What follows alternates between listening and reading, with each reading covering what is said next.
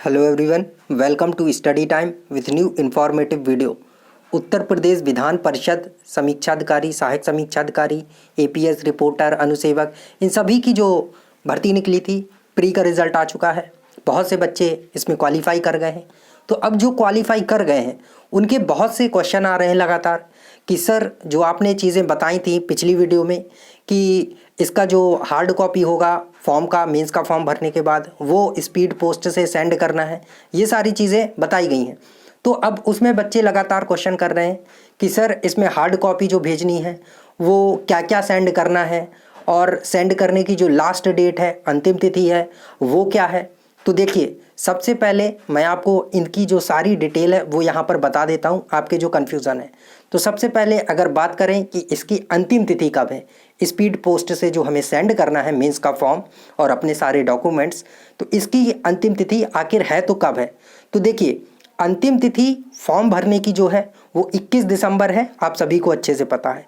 अब जब 21 दिसंबर तक मेंस का फॉर्म सबमिट किया जाएगा और उस टाइम पे कोई आपको सेंड करना है फिर, तो 21 दिसंबर जब लास्ट डेट दी गई है तो इसके बाद आप स्पीड पोस्ट से सेंड करेंगे तो उसमें 2-3 दिन तो लगेगा। तो 21 दिसंबर के पहले तो ऐसा है नहीं कि सबमिट नहीं किया जाएगा आपका फॉर्म, वहाँ स्पीड पोस्ट से एक्सेप्ट नहीं किया जाएगा, उसके पहले ही लास्ट डेट हो जाएगी।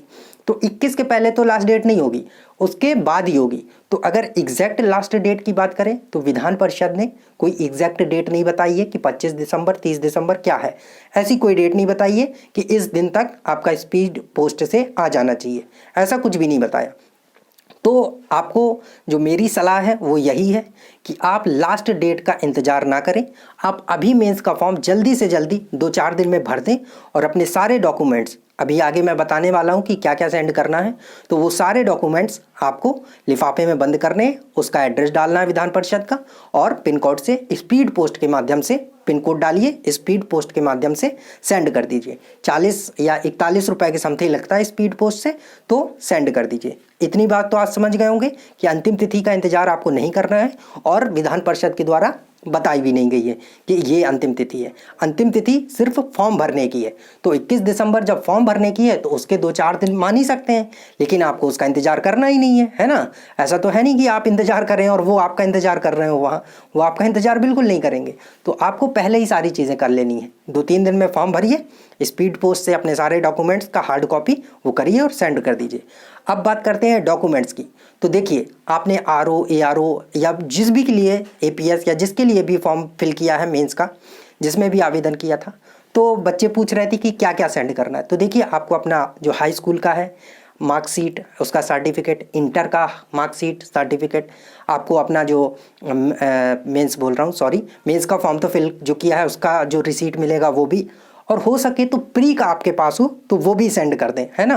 प्री का सेंड कर दें, मेंस का भी सेंड कर दें और एक कॉपी अपने पास ज़रूर बचा के रखें। ये नहीं कि जो आपको मिला हो दुकान से तो आप वही लगा के दे दें, आप अपने पास भी एक साक्ष्य के रूप में रखे रहिएगा, फोटोकॉपी करा के उसको दूसरा सेंड करिएगा, एक अपने पास भी रखे रहिएगा मेंस का, ठीक है, प्री का भी और मेंस का भी, तो वो भी सेंड करना है। और आपको ग्रेजुएशन की अपनी जो मार्कशीट है, सर्टिफिकेट है, वो सेंड कर देना है, फाइनल ईयर की मार्कशीट और सर्टिफिकेट। हर साल की ना भेजें, कोई दिक्कत नहीं है, 1 साल की, और अगर आपको लग रहा है तो आप सभी साल की भी भेज सकते हैं, तीनों ईयर की, सभी सेमेस्टर की, है ना। सर्टिफिकेट जरूर भेज दें, ठीक है, और सभी के सर्टिफिकेट।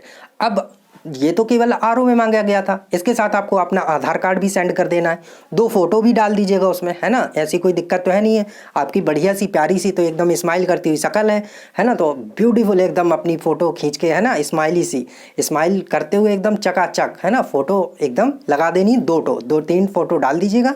और क्या करना है आपको, अपना जो आपका आधार कार्ड है वो सेंड कर दीजिएगा, उसी में आधार कार्ड की फ़ोटोकॉपी, सीधा नहीं।